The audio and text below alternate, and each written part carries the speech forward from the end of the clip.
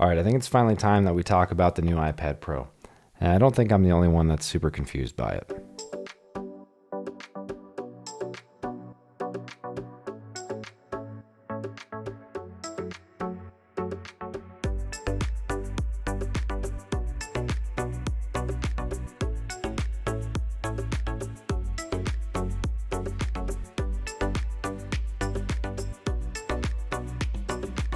Hey, listen, before we get started, a lot of y'all aren't subscribed to the channel. So do me a favor before we get started, hit the subscribe button so you can see more content.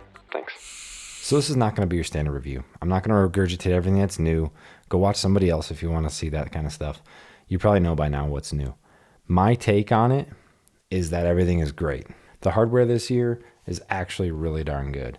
The new pencil with the squeeze gesture and the haptics are awesome. I love that. The thinner and lighter form factor is fantastic. This thing is incredibly lightweight. Makes a huge difference. Didn't think that it would. You know, you see a video like this and you're like, yeah, whatever. Like, until you actually hold it and see it in person, it's amazing. It makes handheld use way easier, especially for the 13-inch version like this. And last but not least, the Magic Keyboard is fantastic. I think this is probably the icing on top of the cake. This is finally as much of a laptop-like replacement that we're going to get on the iPad Pro. And it's so good. It just about makes the upgrade worth it. Seriously, like, it's awesome. But here's why this is not your average review, because iPad OS is a problem. And everybody keeps saying that. But the problem is, I don't know who the iPad Pro is for. And here's my dilemma, is that it's too pro for the average user that's going to go pick up an iPad Pro and not take advantage of the features. And I'm talking about features and bugs like file system, stage manager, pro apps that Apple is talking about. There's so many things that border on professional use that people are not going to just take full advantage of.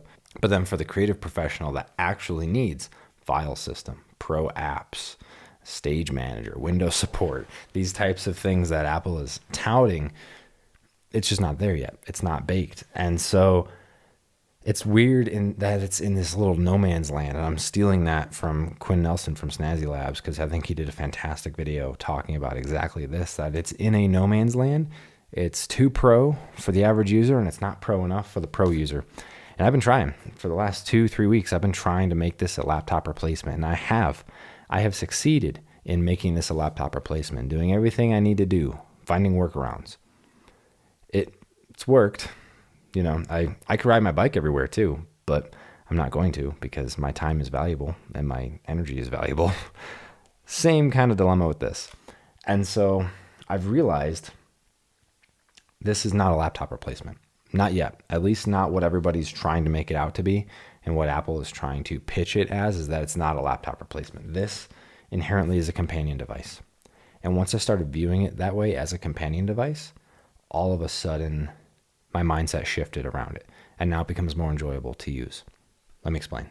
So I inherently have two modes that I work out of. I'm either here at my desk doing deep work, like editing a video, building a website, doing deep, intentional, focused work, or I'm out and about. I'm getting coffee with people, I'm doing emails, I'm managing documents, I'm doing all kinds of like little things to help run the business. That's where the iPad Pro becomes a companion device for me, and where I really see it shine. Because up until now, I've used the iPad mini, which I have there on a stand. iPad mini is wonderful. It's a little digital notebook. It's a fantastic little note-taking device that I can sit across from somebody, have coffee, and take notes. I manage things. I plan my week. I manage my to-do list out of it. It's a sweet device. I just can't really run email or create documents out of it. I feel like I don't have much room to breathe on the smaller canvas, because I use freeform a lot and I do a lot of annotations. It's a little small for that. So enter the 13-inch iPad Pro. Try to replace my laptop with it. Didn't go so great. Kind of big, kind of bulky to be a companion device. So my solution, the 11-inch, is the way to go. And I just had the 11-inch a couple months ago, but I had it with the intention of replacing my laptop, and that's why I got rid of it. But now that I see it as a companion device, I think it's going to be a whole lot better. The fact is that the way the iPad is now, the way that iPad OS is that it is a companion device, first and foremost. It's not a main device, not for most people. Unless you're a student or you just really don't get any real work done, if you just want to browse the internet, use it as a content consumption device, emails, then there's really nothing better out there. But as somebody that's trying to run a business and see how this fits in as a tool, it is a companion device. And that's where using it in that regard, in that respect, where it's a small, lightweight, everyday carry, my main workhorse stays at home here on the desk in my MacBook Pro. I can take it with me if I want to, but having my lightweight iPad Pro with me every single day to be able to present, talk to clients, take notes, manage things, keep up with emails, and do some lighter internet-based tasks with it, I think that's really the sweet spot. And I don't foresee anything changing with WWDC. I think we got to talk about that a little bit. AI is coming. They've talked about AI in the M4 chip in here, sure, but I don't foresee there being enough difference. I think there's going to be a lot of AI brought to iOS, and they're going to bring it over to iPad OS as well. And you're going to have to buy an M4 chip iPad if you want to take advantage of it. That's it. And so the way it stands today and the way it stands now is the iPad is still in this weird in between. And so honestly, the way to go might be to just get an iPad Air or a 10th gen iPad if I'm just going to use it for note taking, emails, documentation. I like that screen though, so we'll see.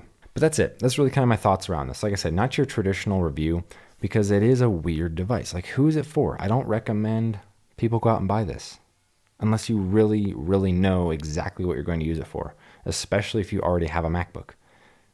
It's just a weird device. I see a handful of people that have these out in the wild and they don't really utilize them. It's just a big canvas for whatever they might need it for. And then when they really need to get work done, they open up their laptop. And I think that's the sentiment shared by pretty much everybody that has one. And so seeing it as a smaller companion device in the 11-inch and what I currently did in the iPad mini, I think is the way to go. And the only reason I wouldn't continue to use the iPad mini is because I want to be able to type on it, and not having a keyboard for it is a bit of a pain. And I'm not using a keyboard that's that small either. But that's it. That's kind of my take on the iPad. It's been a weird journey. I mean, for years, I'll at least once or twice a year, I'll pick up an iPad, try to replace my laptop with it, and I fail for one reason or another. So finally, I'm accepting the fact that it's a companion device. Maybe WWDC will change that. I kind of hope so, but we'll see. It's a great companion device. It's not a great primary laptop. Enough said. But thank you so much for watching. I truly do appreciate you, and I will see you in the next one.